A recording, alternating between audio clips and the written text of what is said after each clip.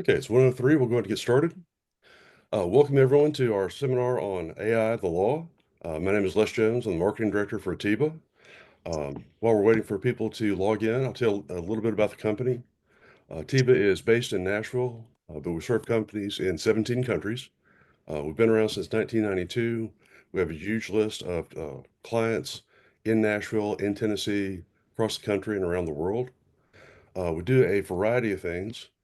IT services and custom software are two sort of biggest categories, the biggest catch-alls. We also do web design, mobile apps, and beginning in 2024, we made artificial intelligence one of our major service areas because we see the increase in client interest in um, projects related to artificial intelligence. So we can help you with any of your needs. If it's a mobile device, we can help you with that, managing it, securing it. If you don't like your mobile apps, we will build you a mobile app. We will also build you a mobile app or an app on desktop, on the server with AWS, Google Cloud, Microsoft Azure. We have new managed services packages so you can secure each of your endpoints and servers. Talk to one of our salespeople today. And with that, I'm going to hand this over. Um, so part of the offer today is we are telling everyone on this call that we will give you a AI readiness pre-assessment. AI readiness assessment basically takes a look at your organization, its goals, its business objectives, its data, its operations, and looks at how AI can help you with that, and also what you need to do to prepare for this kind of projects. So with the pre-assessment, we will do a quick look at your information and give you a quick status check on your AI readiness. So you will receive a link to that pre-assessment. Um, we'll send you an email tomorrow with the webinar recording, a copy of our 14-page AI guide for business leaders, and that link to the AI readiness pre-assessment. And with that, let's get going. A.J. Bahou is going to start. Chris Sloan will be next. Both of these gentlemen have deep experience with AI as it relates to law. And this is an exciting webinar. This is something that all of us are going to be interested in. Even those of us who are not in a legal capacity, we'll have to think about these just the way we think about other laws, say HIPAA or PCI, privacy laws, security laws. And so this is something that we'll all be encountering in the next few years, and I'm really looking forward to it. With that, AJ, I will hand it over to you. Excellent. Thank you. Let me get my sharing slides going here. So good afternoon. It's a pleasure to be with you today. I will do a brief introduction just of my background so that you know where I am. My point of view and focus is generally tech forward. I am a computer engineer by background and went to law school after that focus in computer engineering. And so my practice is generally centered around artificial intelligence, and I'm chair of the AI practice at Bradley. So that's what I do in my day-to-day practice, and then anything that's centers on technology such as software agreements and licensing, intellectual property, and the whole paradigm of how to help businesses grow and navigate that whole field. So happy to be with you today, and I'll be sure just confirm that can everyone see the slide there? Thumbs up on. All right, great. Thank you, Chris, for that. And so, yeah, I'll go into a few topics here to get started and then pass the baton to Chris. So thought I might do a quick introduction of what is artificial intelligence and ChatGPT. I am going to run very, very fast through these items and not spend a lot of time, but happy to follow up afterwards with any detailed questions. And, what can go wrong when deploying AI in your business and allowing your employees to use artificial intelligence? We will touch on what can go wrong with that type of approach, and specifically considering liability in various verticals. Chris will cover the hiring. I will cover intellectual property and existing laws, just a quick mention there. And Chris will cover contracts and dealing with AI. and then we'll both hit some overlapping issues of confidentiality, privacy, and as well as ethical issues if we have time. So what is artificial intelligence? Generally, it is any device that perceives its environment and takes actions to maximize its chance of successfully achieving its goals. And so you probably, with the popularity of ChatGPT, recognize that ChatGPT as a large language model is a version of artificial intelligence. Be aware that as we have a discussion today, AI has been around since the 1950s, and that traditional AI is generally what we call predictive AI, and is less focused on the large language model. So it is, imagine having an AI system in your business where you say, I want to maximize profits, and it can go through your financial statements, coordinate and maximize those type of profits and give you answers related to that. That is a predictive or traditional artificial intelligence versus what we are now dealing with that's the most popular version, such as a large language model, ChatGPT, Google Gemini, and Microsoft's Copilot. So a second way to look at artificial intelligence is any machine that can mimic cognitive functions associated with the human mind, such as learning and problem solving. By way of more details and specifically saying, artificial intelligence can understand human speech, such as chatbots. It can compete in strategic war games. It can autonomously operate stock trading and a variety of different things, such as robotics, financial forecasting, and machine learning. You are already likely using artificial intelligence today. If you have a cell phone that when you go out and jump in your car and about to head to a meeting and it suggests a route, using maps and the combination of your calendar and a variety of different features, it is actually using artificial intelligence to combine two systems to help you get to where you're going quicker. Also in your automobile, if you have lane keep assist, that's an example of using sensors in an auto that then uses artificial intelligence to analyze the environment and help keep you between the lines, so to speak. Email autofill, Siri, and Alexa are all examples of artificial intelligence that you're likely using today. So just a brief mention on ChatGPT. ChatGPT is a large language model, and again, we distinguish that from the traditional predictive AI.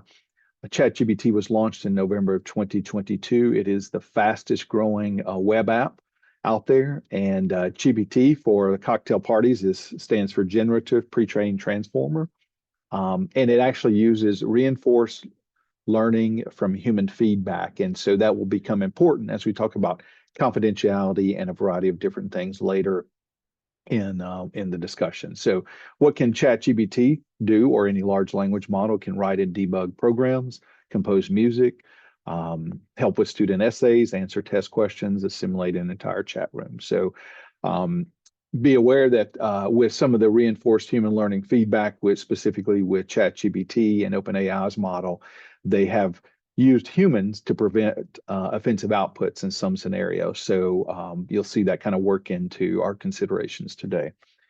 And be aware also that artificial intelligence can generate images and videos and a variety of different things. And so that's important as we see the laws track towards protecting songwriters and protecting other intellectual property that you might have in your business, as well as being concerned about deep fakes and cybersecurity issues related to the ability of AI to use those types of services.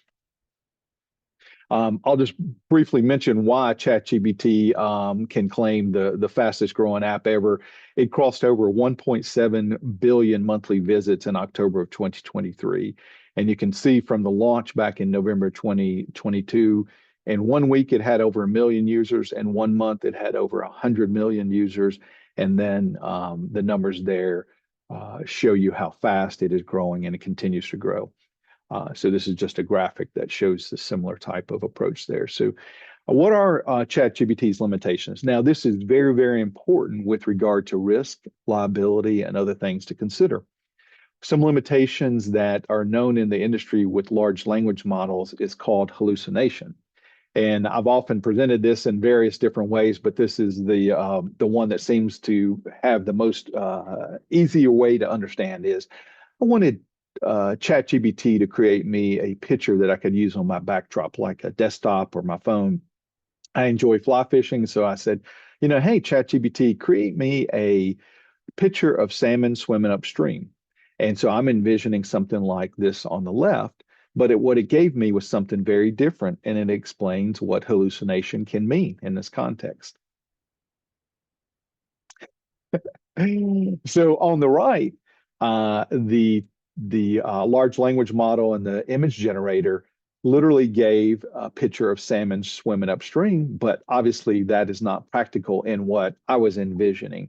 But literally, it answered the prompt in the way that a computer might do, and therefore we call it hallucination. It's not necessarily technically wrong in the instance if you want it to be more creative, but certainly not practical in the standpoint of viewing that someone has already caught that fish on the right and filleted it and put it back in the water.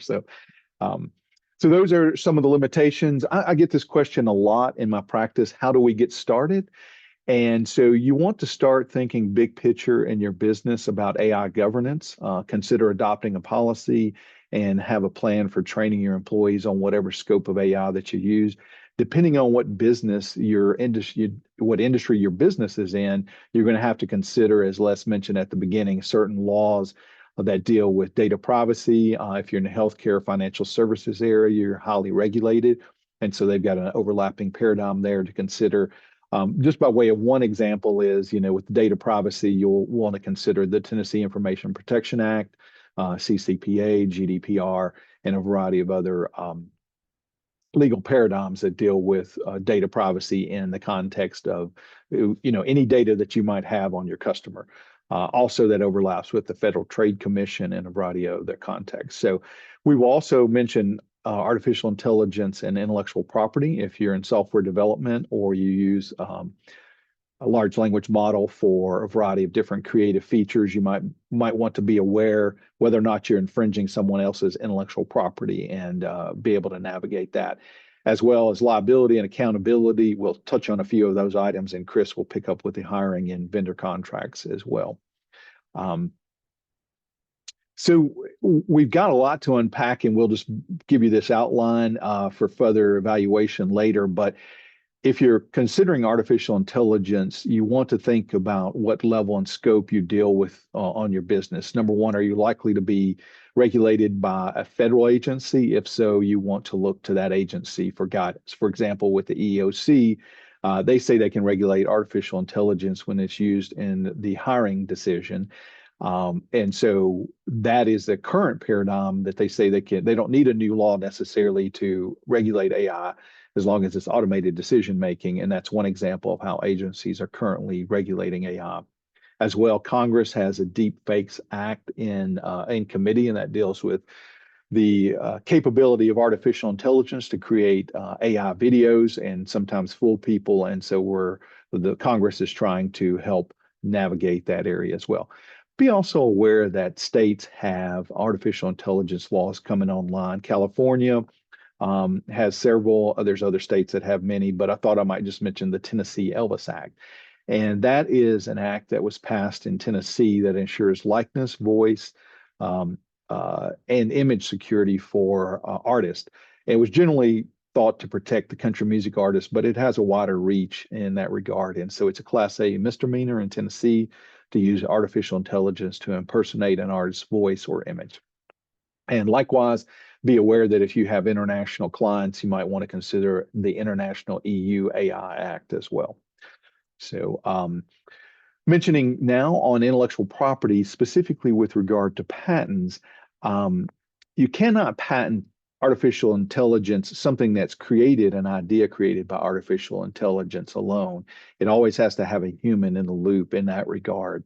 So if someone starts to have the idea, well, I can type into ChatGPT and get a great idea out of it and then file a patent on that, as long as no human's been involved in that, you cannot patent that idea that's solely generated by artificial intelligence.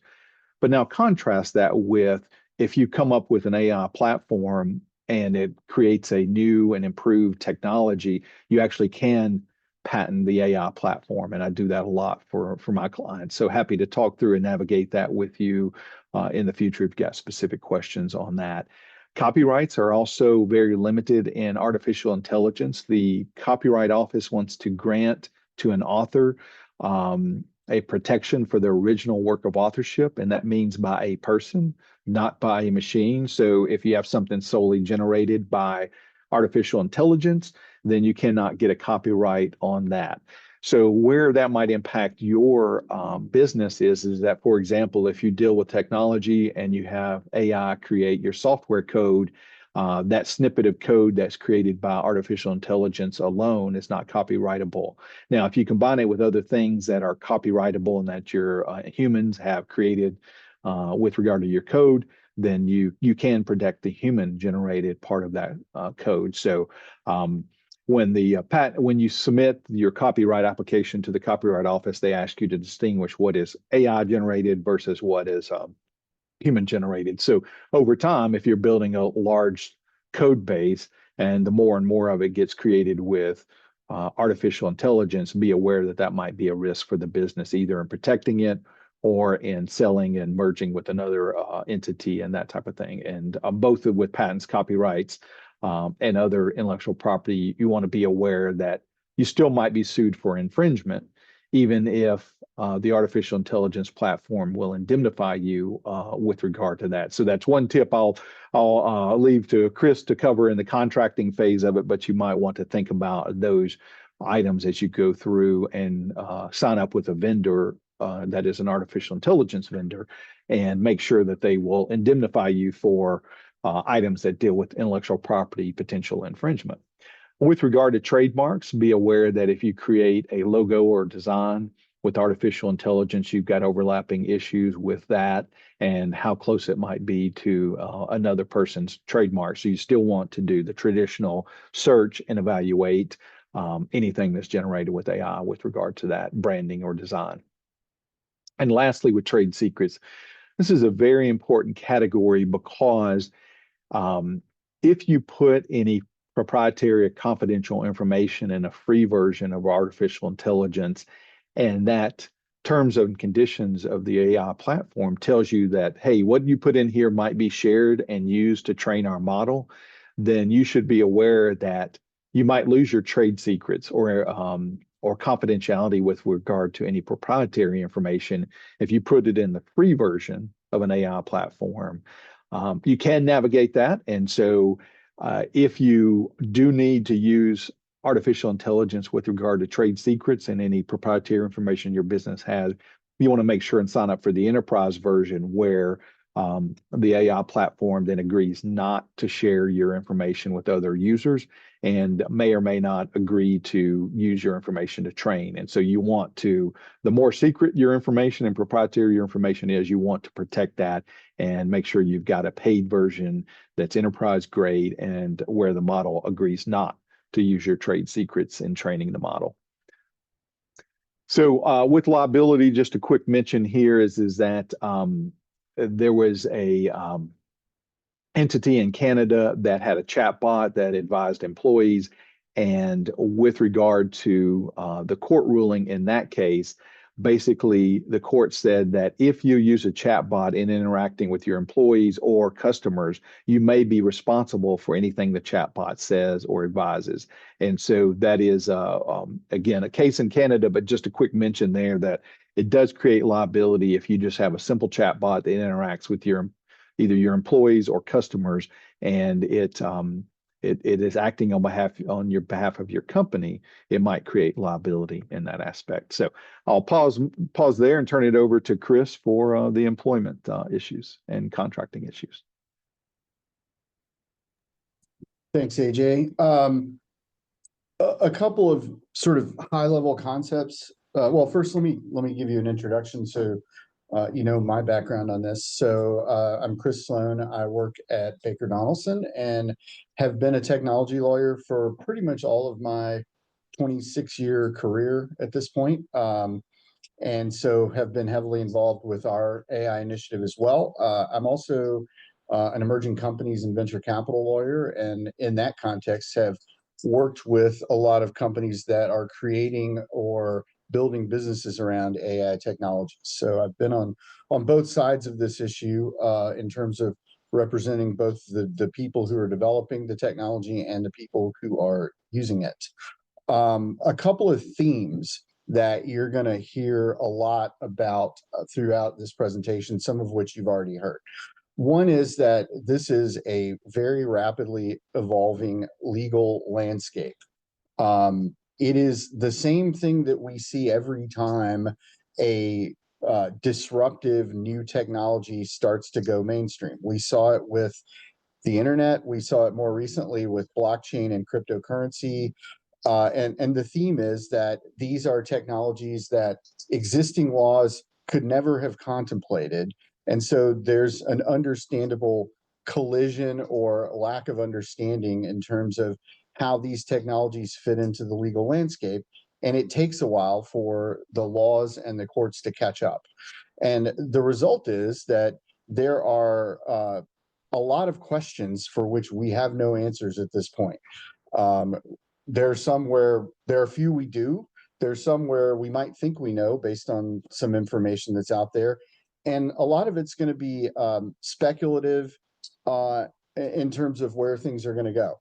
I will tell you that the legal landscape around this technology is developing much more rapidly than it ever has around blockchain.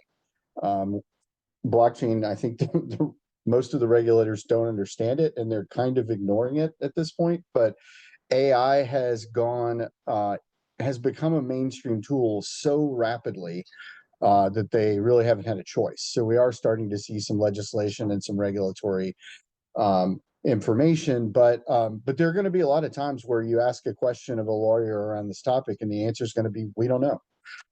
That's just the nature of where we are in this process. And then the last thing is a recurring theme in terms of how you protect yourself is going to be transparency.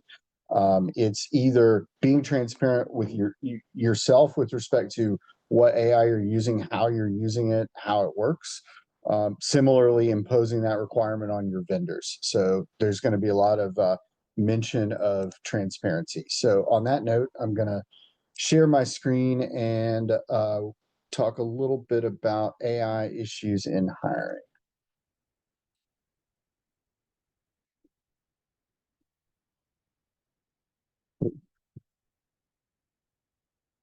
Let's try that again.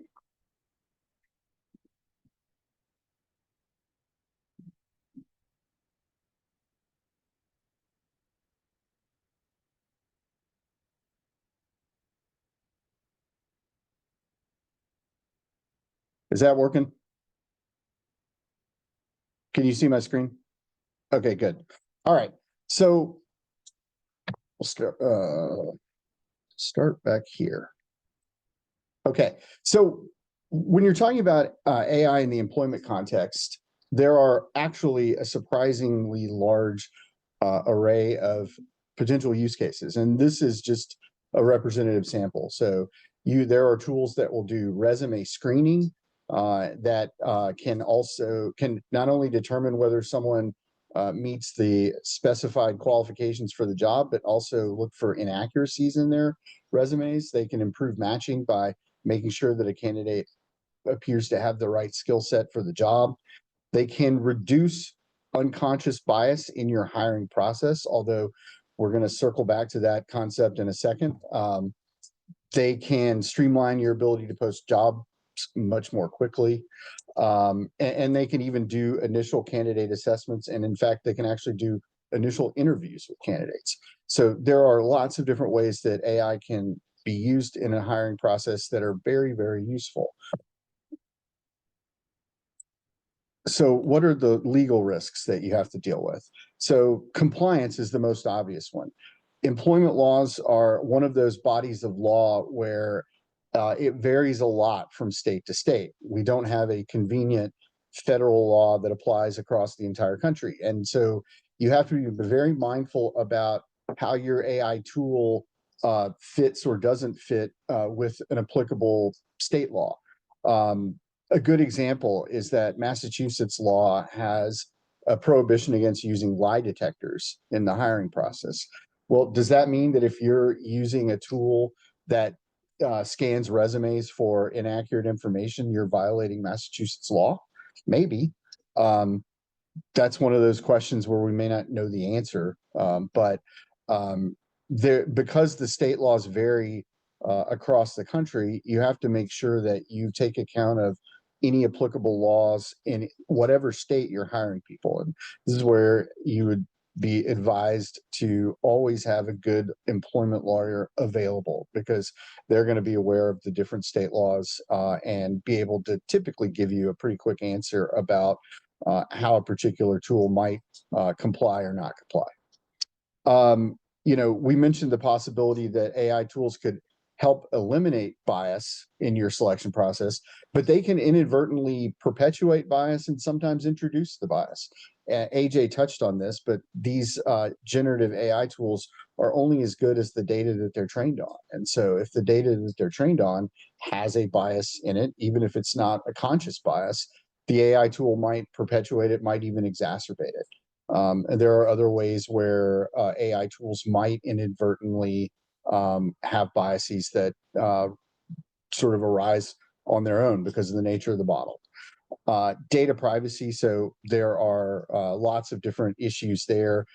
Privacy is another one of those legal regimes where there are both federal and state laws about what you can't do with personally identifiable information. That's certainly relevant in the hiring process.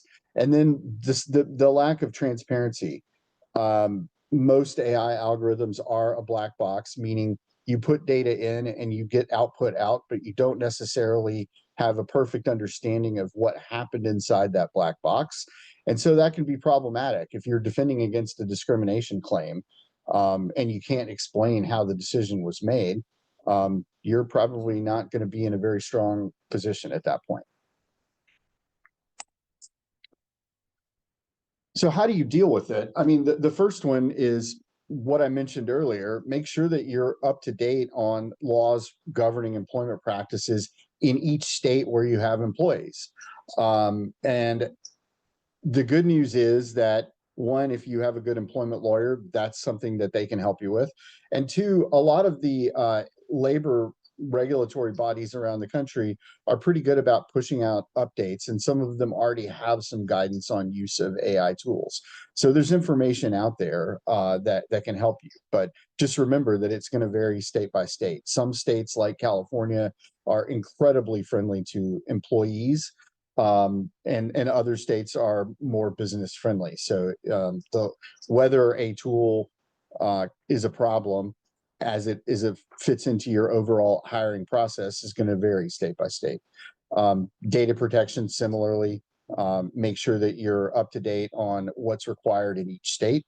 And because this is a rapidly evolving landscape, this is the sort of thing that you don't want to look at once and then not look at again for years and years, because it might change quickly. So make sure that you are periodically assessing the tools that you're using around AI in your employment, in your HR department, and checking to see whether the situation has changed. So some best practices. There's that word transparency again. So when you're using AI tools from a vendor, and we'll talk more about this in the segment on contracting, make sure that your vendor is transparent around how their model is trained and how it works, because that gives you a level of trust and clarity that you can then use to make sure that how these tools are used in your hiring process don't create a compliance problem. Regular audits, so periodically look at the tools, make sure they haven't introduced any new variables into the equation that you need to look at. As these tools evolve, they may add features that you use that might bear some scrutiny to make sure that they don't create a legal issue. Ensuring that the model is trained on a diverse set of data can be helpful in improving the fairness and accuracy. And then make sure that you don't rely too heavily on AI tools. There should always be some level of human oversight in your decision making around hiring. It's a tool, it's not a substitute. So at the end of the day, remember that this landscape is evolving rapidly and that you need to stay abreast of different changes to the law as they happen. Make sure you understand the legal risks based on the different state laws that apply to your organization around hiring, and then make sure that you're using tools intentionally in a way that is responsible and designed to minimize your legal exposure. So I will stop there and turn it back over to AJ.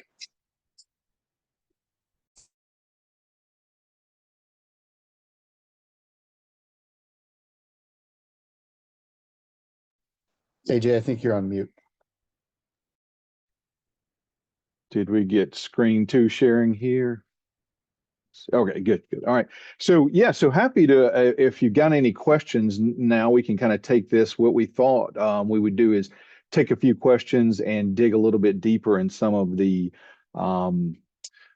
discussion on ethical considerations and talk through maybe how that might come up in your business if you want to ask about that, and kind of go into the ethical side of artificial intelligence and covering ideas and thoughts that might take the best practices to a little bit deeper level. So looks like we've got some chats coming in here, and so any questions, feel free to raise hand, or Les, just let us know as they pop up. But as Chris mentioned, and the bias and fairness in algorithms, once you're dealing with the black box, it's going to be hard to defend yourself. So as he mentioned, the ethical considerations overlap in if you're using an AI to help in the hiring standpoint, is if you were as an employee, would you want to know that AI is weeding out your resumes compared to selecting someone else's? And so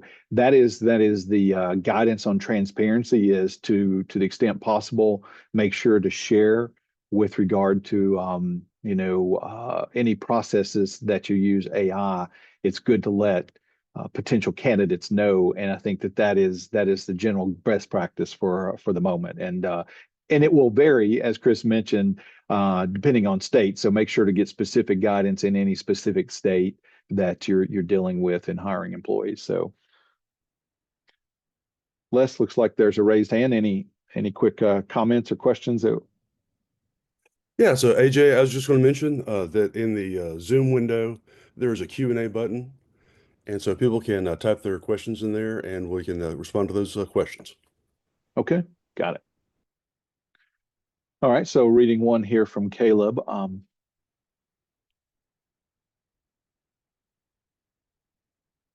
Okay, so Caleb asked, when it comes to copyright and intellectual property protection, how do the courts distinguish code that has been generated by AI and copy and pasted versus code that has been generated and then modified or adapted by a human? So, Caleb, does your it really depend on the context. Number one, if you're seeking protection, the Copyright Office is telling applicants to mark out or distinguish what is generated by artificial intelligence versus what is generated by human. So in the application process, the way that's distinguished is the fact that the Copyright Office is asking the applicant to basically give notice of what was generated by artificial intelligence. So if you're talking about in a defensive context, that is, if you were sued for patent infringement and you had a code base where you were defending on that, then the general recommendation would be to make sure and put comments in the code, what's generated by humans versus what's generated by our artificial intelligence tool. And so basically it comes down to a tracking mechanism to keep up with that type of thing. But as we get more sophisticated, I think there might be AI models that can help navigate whether something was generated with artificial intelligence versus otherwise. But yeah, Chris, I'll pause there and see if you wanted to add any comments as well.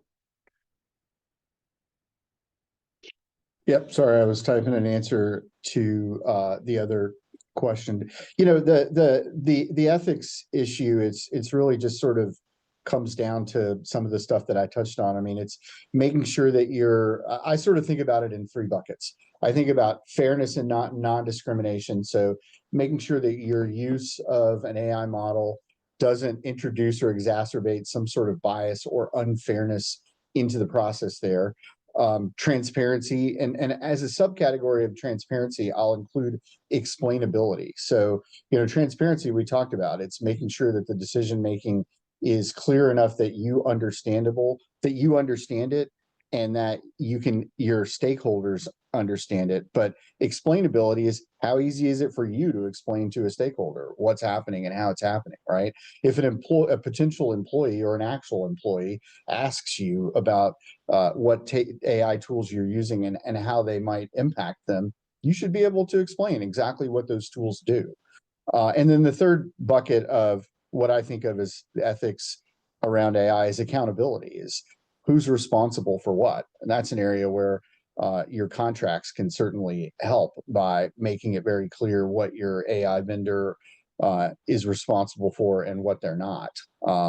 But you should make sure that you know what you're responsible for and accountable for, and what they're responsible and accountable for. In some cases, you both might be accountable to a stakeholder, but it might be something within the control of your vendor. And so you want to make your vendor responsible for it, so that if that ends up being an issue, that you're not stuck in the middle holding the bag.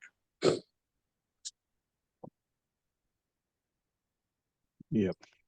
Great comment. And so just adding on to that explainability in the healthcare arena, that item gets discussed a whole lot with regard to artificial intelligence in the healthcare industry, in that oftentimes there's a negotiation that desires to have the doctor or the human in the loop, the provider, to be responsible for any ultimate outputs. And so that is an example of how that can come up in the healthcare context, but a variety of different other contexts as well. If one other item to mention with regard to consumer protection, be aware that the CFPB, and again, we know that federal agency is in flux right now, but they had considered an AI lending platform, I think as early as 2017, and said that they have the ability to regulate that area, and wanted to make sure that it was fair,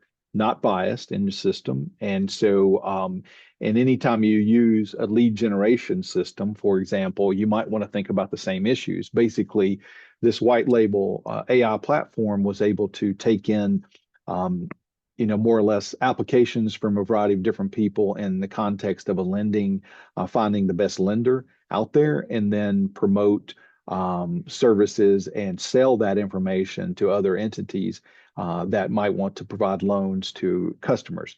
And so in that regard, the concern with regard to those lending platforms was, number one, how it was coded, and just as Chris mentioned, is whether or not it was trained on any biased data that might necessarily create liability, and you're making decisions based upon ultimate lending. So those type of things can factor in. That's one example of being able to say that those same types of considerations should be considered throughout your organization if you're using artificial intelligence platforms to make decisions on how you interact with your customers. And so another way might be scheduling. For example, if you're a healthcare entity and your doctors use artificial intelligence in helping you schedule appointments, does it make any distinguishment based upon who the patient is, based upon scheduling that appointment, and whether or not there's any considerations in that regard? Let me talk for a few minutes about contracts. Okay. There's no other questions pending right now, so I'm going to throw my screen back up there.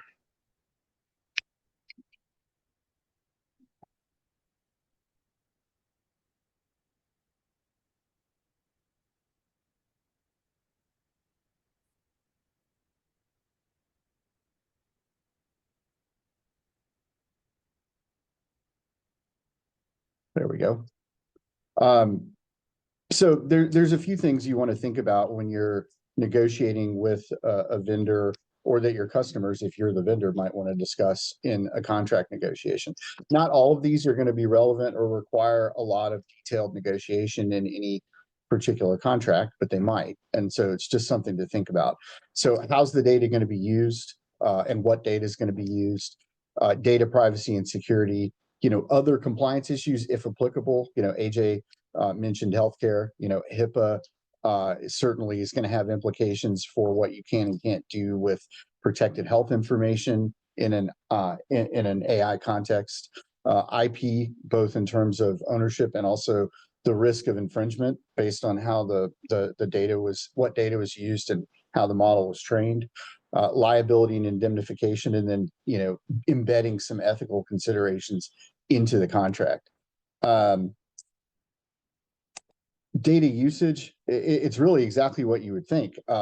Specify what data is going to be used and how it's going to be used. And, probably the flip side of that is more important than in terms of specifying what you can't do with the data, so that there's clarity there, and both the vendor and the customer know who's doing what and how. Specify what tasks are going to be performed and include restrictions if needed to make sure that a misunderstanding doesn't result in the wrong data or the wrong process being applied. Outline what you're expecting to get out of this AI. What's its purpose, and what do you expect to come from that? And then related to that, be clear on who can use the output of the AI tool and how. In some cases, like resume screening, this is going to be intuitively obvious, but there are other cases where it might bear some explanation. And then what happens to the data that was used in the tool when the contract ends? Does it just stay a part of their data pool? Does it need to be erased or returned? That should be addressed. Data privacy and security. This is sort of an extension of whatever data privacy and security program you already have in your organization. And I would expect that most companies have some deliberate policies around this by now, given the way laws around this have evolved over the years. So, how's the data going to be collected that's going to be used in the AI tool? How's it stored? How's it processed? How's it protected? Is it compliant with whatever applicable data protection laws apply to you? If you're doing business in the European Union, then the general data protection law might apply. If you're doing business in California, or even just have customers or employees there, the California Consumer Protection Act might apply. Who owns the data that's being used in the AI model? Who owns data that's generated by the AI model? Data minimization is a recurring theme in privacy law, and it says, all it says is that by design, your usage should be intended to be minimal. So you should use the least amount of data that you need to use to accomplish the goal, and use it in the least intrusive way possible. And then obviously making sure that there are security measures that protect that data. A lot of this is really no different than what you would do with any vendor that's going to have access to your organization's data, whether it's personal data or other proprietary information. It's just applying in an AI context. IP, I won't get into this because AJ get into this in any detail because AJ really touched on it, but make clear who's going to own any IP that comes out of the use of the tool. Certainly, if you're the customer and you are expecting to have ownership of it, that should be addressed. And then really, you have to ask the next question, which is it even possible to own it based on how it was generated? Who's responsible for an IP infringement claim that comes out of the AI tool? Typically, you would want to make the vendor responsible for that. And they may say, well, we're just using a tool from a third party. And the answer is, that's fine. You've got a contract with that third party, so you deal with it on your end. It's reasonable in most circumstances, not always, but in most circumstances, for a customer to put all of the infringement risk related to that tool on the vendor. And if there are any other applicable restrictions that are important to your business, make sure that they're addressed. Liability and indemnification. So these are, in some ways, two sides of the same coin. The liability is really just who's legally responsible for different things that can go wrong. What happens if the AI tool hallucinates and you are hit with a disparagement claim, or what happens if it has a bias in how it screens for potential employees and you get hit with a discrimination claim.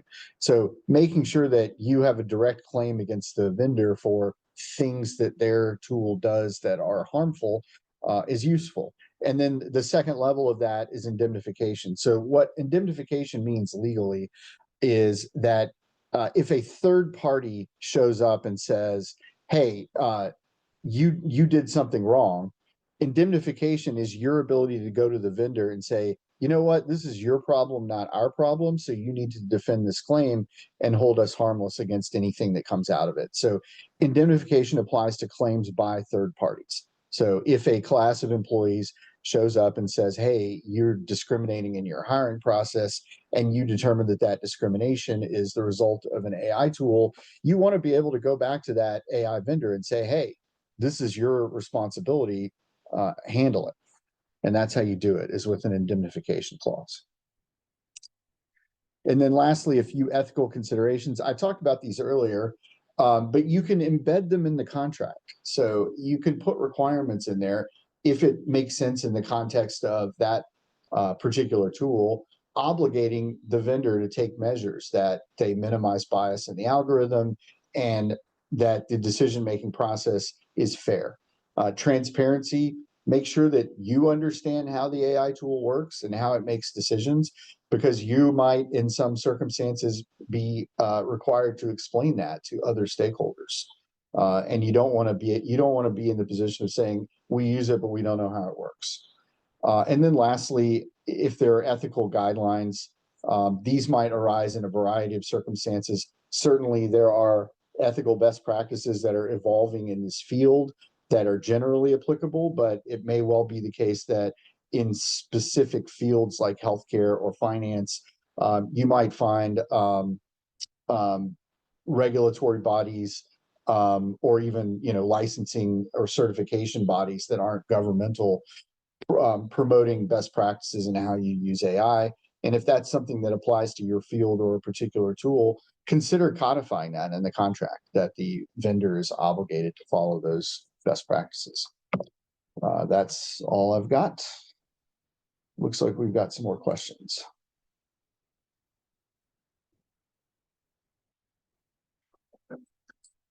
So I'll touch on this question that was just posted, and AJ, you'll probably have some thoughts as well. So the question is it by default legal to train large language models on publicly available content, or does it vary based on the terms of each website? So there are a lot of different aspects to that question. Certainly the terms of the website will have an impact on it. And it really comes down to what you mean by publicly available. If you mean data that is public domain, which is a legal status, meaning that it's not subject to any IP restrictions, then sure, that's sort of the intent of public domain. But if you're talking about data that you might find on a third-party website that's not necessarily public domain, you'll need to, one, understand the terms of that website. Most websites prohibit scraping or otherwise downloading of data from that site unless it's expressly put there for that purpose. There also might be a variety of IP or privacy issues depending on the nature of the data that's up there. So it's a long way of saying it's a hard question to answer in a vacuum. It's certainly not legal by default. Yeah, happy to add to that. So you've probably seen, or you may have heard of questions in the industry right now. Sarah Silverman sued OpenAI. She's a comedian that sued OpenAI early on about copyright infringement related to training the model on some of her works.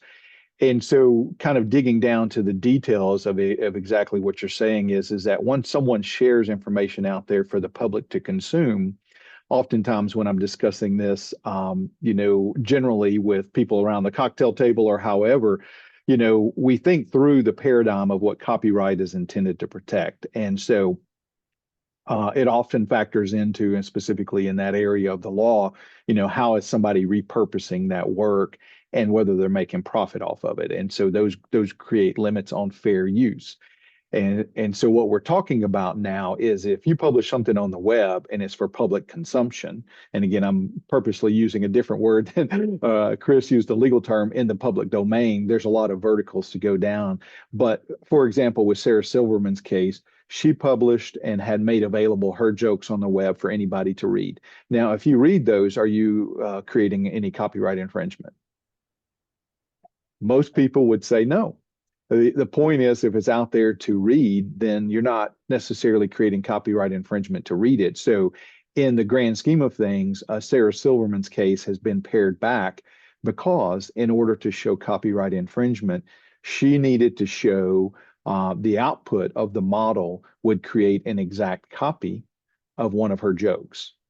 And so there was a limitation on proof, at least at the pleading stage. And so that is the paradigm that we're caught in is that the law is, number one, evolving.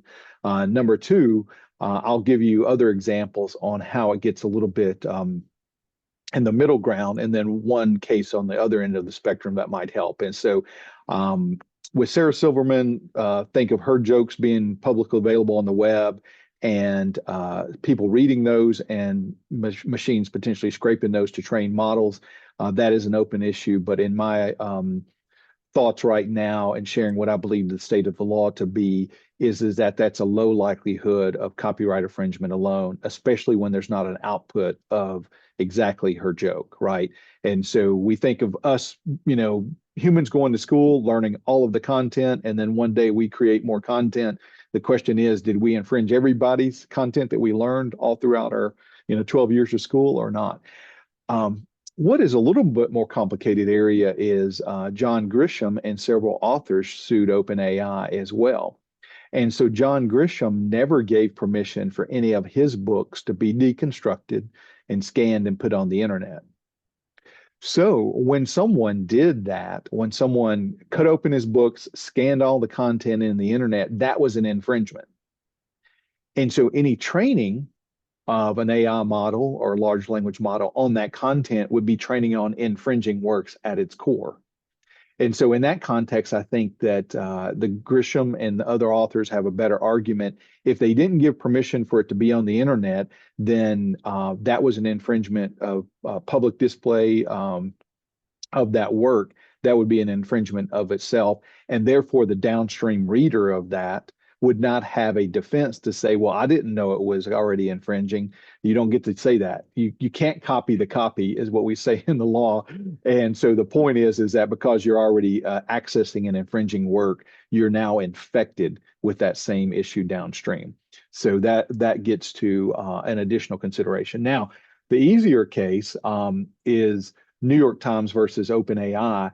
They were able to show an exact reproduction of a newspaper article that was behind a firewall. So this goes to your question about what happens if there's terms and conditions. And those articles that were behind the firewall were intended to have people log in, agree to terms and conditions, and then pay for access to that work. If an OpenAI or a tool or model, any large language model, went behind that paywall or that firewall in violation of those terms and access that information, then that would be a potential breach of contract with regard to those terms and conditions. And then flowing from that potential breach, if that information was misused and used for profit, then you could also make the argument that a full reproduction of that copyrighted work is a copyright infringement. So you've got the both and issues there. Again, that case is still pending. The ultimate decision is TBD, so I'm not predicting how the court will come out in that regard, but I'll line up and being able to explain the differences of that potential IP related issue in those three different cases. I think they give you a variety of how that can be viewed by the courts. So it looks like we got another question coming up here. Anything further to add on that, Chris, or we want to answer the new one? Okay, so Yep, I'd say let's move on to the next one. Yeah. So the question now in the Q&A is, how in the world can one prove or disprove what was used to train a model? People do dishonest things all the time. For example, putting copyrighted videos or literature like AJ was just talking about how can we keep up with it as there's so much content? Yes, Chris alluded to this. The rapid change of the evolving technology now is mind-blowing. So number one, there's not a perfect answer of how we can keep up with that because there's so much content being created and generated. The point with regard to intellectual property is that that is primarily an enforcement mechanism that the owner of the intellectual property has to bring lawsuits against anyone that they believe is infringing. So with regard to people that might be doing dishonest things, it's up to the copyright owner or the patent owner or trademark owner, for example, to bring lawsuit if they feel like their information is being infringed or misappropriated.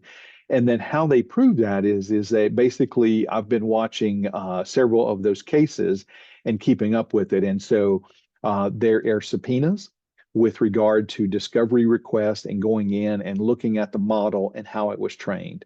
And so then you can interview witnesses on what the data was used to train the model. You can do a variety of different traditional litigation proofs, if you will, in a technology context to prove that, number one, access to the information, if it was used in creating it, and what was the purpose that it was ultimately produced for, and then sold or otherwise distributed. You have to prove that in a court of law. And so we use a lot of traditional mechanisms, but there's a lot of, we're talking as well about how judges need to adapt to the levels of proof. But yeah, so hopefully that's, will help you in disproving that. I think then whoever trains the model would also come in and say, no, here's our training set. We didn't use any data that you're saying now is included in the model, and therefore anything generated was merely an incidental a potential violation. So, yep, happy to pause there and let Chris add some comments on that. Just a couple of things to add. Sometimes it's actually not that hard because you can actually find the copyrighted info in the output. I mean, he talked about the New York Times case. That was an example there. There's also one involving Getty Images, which is one of the largest image licensing bodies in the world, where they filed lawsuits. They found actual watermarks from their images in output from an image generating tool. So sometimes you can find it directly in the output. And in other cases, you have to do discovery or use some other technical means to figure it out. I will share an opinion I have about where this is going from a legal standpoint. We're already starting to see states like California putting legal requirements in place that models have to disclose information about how they're trained.